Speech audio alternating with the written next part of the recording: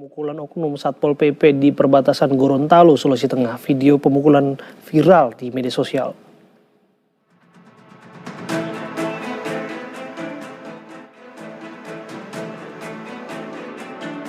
Abdi Wijaya, seorang pedagang rempah-rempah, menjadi korban pemukulan oknum Satpol PP Kabupaten Buol saat melintas di pos perbatasan Paleleh, Tolinggula.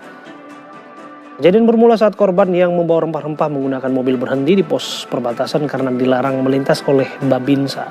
Namun saat kendaraan lain diperbolehkan melintas, dirinya juga meminta untuk melanjutkan perjalanan dari Buol menuju ke Gorontalo. Namun petugas Satpol PP justru melarang dirinya tanpa alasan jelas. Saat meminta penjelasan, oknum Satpol PP tersebut justru memukul dan pukulan kembali diterima saat korban menuju pos untuk meminta penjelasan. Korban penganiayaan telah melapor ke Polsek Paleleh.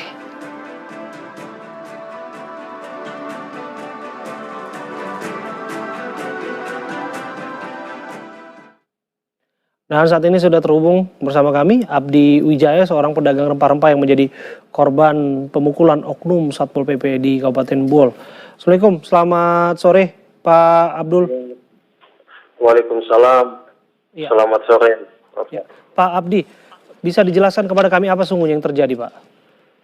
Iya Pak, saya kemarin malam menuju Buol, muat cabai sama tomat sama telur bahan sembako menuju kota Buol.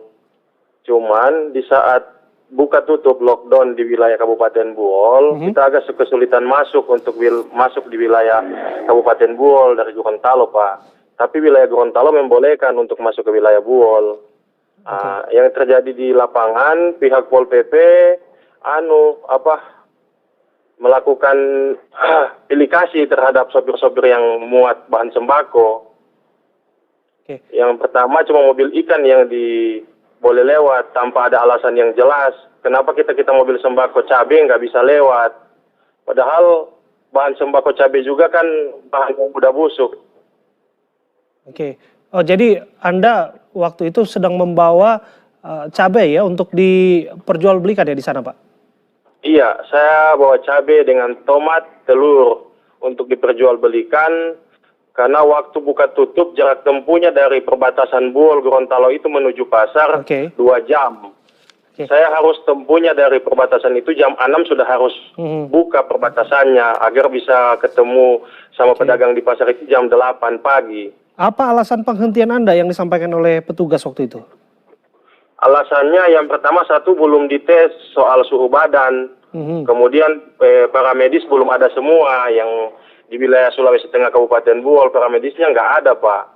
Tapi yang di wilayah Gorontalo itu ada semua, Pak. Bukan masalah para medis, kan itu bisa dilakukan pengecekan dengan pengukur suhu badan, alat thermal scanner biasanya. Iya, itu alasannya mereka, Pak. Tapi herannya saya, Satpol PP memberikan ruang kepada mobil-mobil sembako lain yang muat ikan.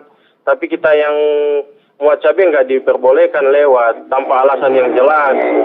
Anda melihat bahwa ada kendaraan lain yang melintas tanpa diukur suhu badannya, begitu? Iya, Pak, ada.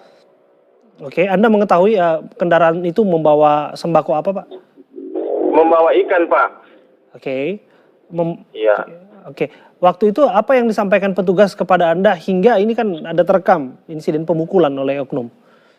Iya, yang disampaikan petugas nggak bisa saya lewat. Tanpa alasannya apapun. Saya tanyakan apa alasannya, tapi mereka bilang tidak bisa. Tapi tentaranya, TNI-nya yang bertugas di tempat itu membolehkan saya untuk lewat. Karena mobil ikannya udah lewat, tinggal saya belum lewat. Tapi ketika saya lewat, tiba-tiba Satpol PP-nya nurunin tiang portalnya kena di mobil saya, sehingga saya turun kemudian langsung diamuk, dipukul. Anda mengalami luka-luka, Pak? Iya, Pak. Ya, Anda mengalami luka-luka akibat insiden ini? Iya, saya memar di bagian kepala, bibir pecah, lecet, leher, kemudian dada lebam. Dipukul bagian perut. Pengawasan seperti ini apakah memang biasa dilakukan di sana mengingat bahwa ada pandemi corona? Iya, Pak, pengawasan seperti ini udah dilakukan Kabupaten Buol udah sejak seminggu kemarin Pak, udah masuk 2 minggu, 14 hari, tapi diperpanjang lagi. Cuman yang menjadi pertanyaan kami selaku sopir sembako, tidak ada kejelasan mobil sembako bisa lewat atau tidak. Jadi seakan-akan bahwa yang menegakkan aturan ini yang mereka yang jaga di tapal batas. Oke. Tanpa ada acuan tiba. Penjagaan perbatasan ini dengan adanya perlakuan karantina wilayah ya di sana, Pak? Iya, Pak. Di wilayah mana saja, Pak, yang karantina di sana? Kalau wilayah yang karantina, wilayah Toli-Toli, perbatasan Toli-Toli Buol, kemudian Buol Gorontalo Sulut, Manado, kemudian Gorontalo Parigi Motong. Oke. Oke. Ini kan sudah masuk ke meja polisi laporannya, Pak. Apa ekspektasi Bapak? Kenapa, Pak? Ya, apa harapan Bapak, Pak? Insya Allah penegakan hukum tetap berjalan dan kemudian tidak ada pilih kasih, entah dia pegawai negeri sipil, entah dia aparat, entah dia pejabat, di mata hukum itu sama. Dan saya selaku putra daerah Buol, selaku pedagang meminta agar kiranya kepada pemerintah lebih fokus pada penjagaan, kalau bisa dipasang CCTV tiap-tiap pos penjagaan agar tidak terjadi hal-hal yang tidak diinginkan. Baik, terima kasih atas informasi Anda, Pak Abdi Wijaya, sudah berbincang bersama kami.